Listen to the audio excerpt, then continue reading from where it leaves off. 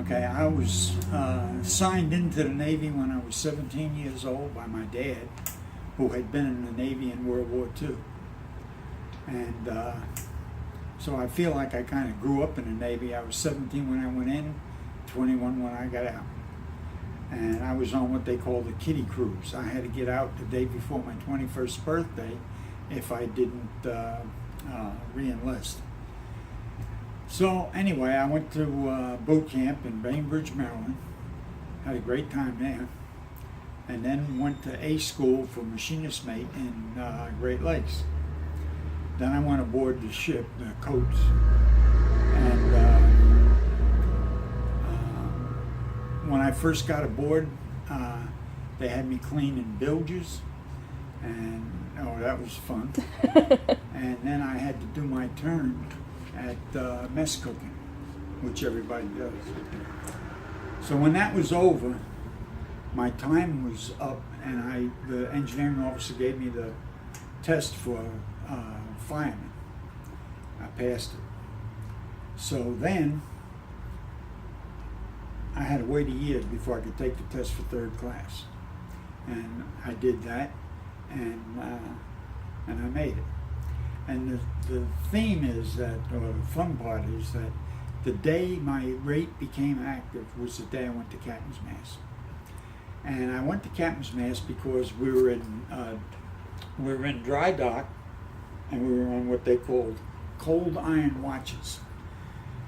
And it wasn't a very big deal, but nevertheless I couldn't find my relief. And I went to the duty machinist mate and told him. And as a matter of fact, the man's name was Sharon. He was an electrician mate striker. So he told the duty machinist mate told me to go ahead and turn in, and he would take it.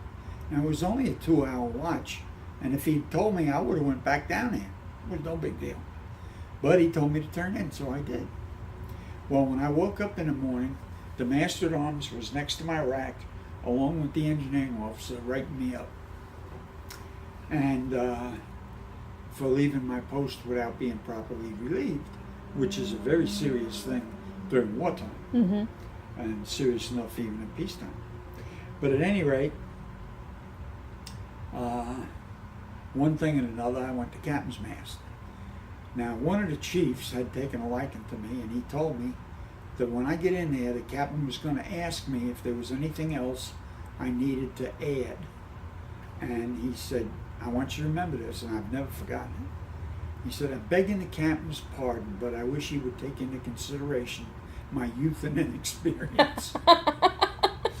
So anyway, I get in there, I tell my story, and I'm going to take my punishment like a man, you know.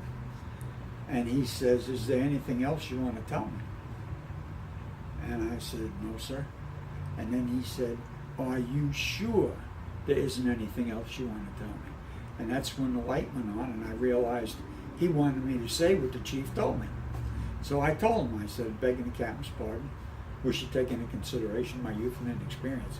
Well, he had to put his head down, because you could see he was a bit humored by it. Yeah. So anyway, and then I was excused. I went out.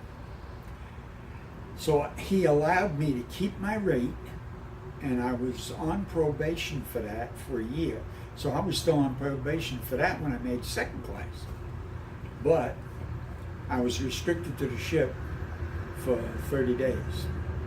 Now, the ship was in Philadelphia Naval Shipyard, and I came from Long Island, New York, 90 miles away. I was terrified, you know, I said, oh God, I can't go home.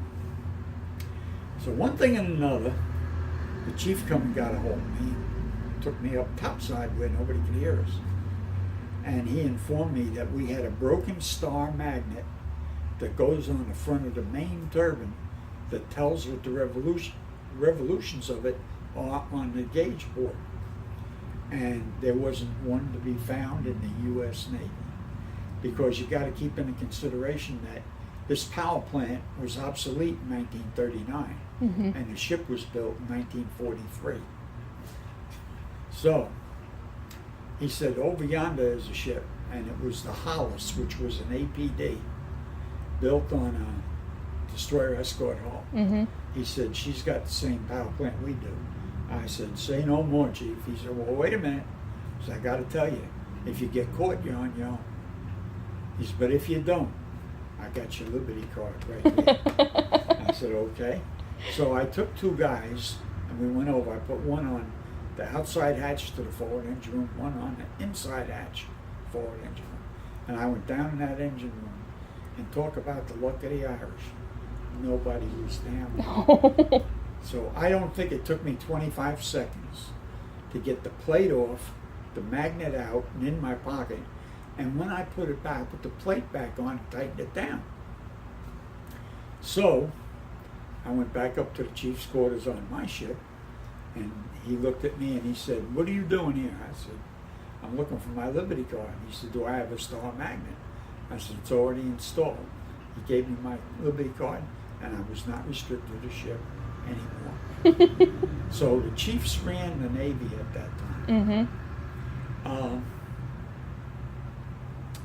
It was, how can I say this now? But anyway, when I made second class, I was still on probation for that. But a lot of our officers and chiefs were leftover World War II personnel. They worked hard and played hard. Mm-hmm. And so, you know, some things were kind of overlooked from time to time. And not owing to the fact that our captain wanted our ship to be a little bit faster than any other ship in the squadron, but not so fast that the Commodore would want to make it his flagship for the squadron. And so I would beg, borrow, and steal anything and everything I could out of the shipyard Mm-hmm. to make our ship a little bit better and faster.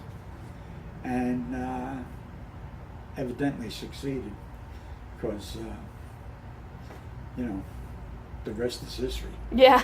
And so that's my story in a nutshell. Now, one of the things, the question I have is, did anybody on the Hollis ever figure out that the star magnet was missing? Not that I've ever heard. And I'm also wondering, of course, if there's anybody even still alive. My main question to my big story, my claim to fame, but our escort was a really an experience. And I remember when I first went in the Navy, I volunteered for submarines.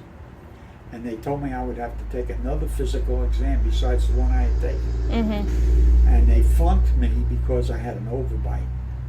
So I didn't get to go in submarines. And so when I got home after A school, my father asked me what kind of ship I drew. I told him I drew a destroyer escort, and he said, well, that's as close to submarine duty as you can get. So anyway, that was the end of that. And that's my story. Awesome.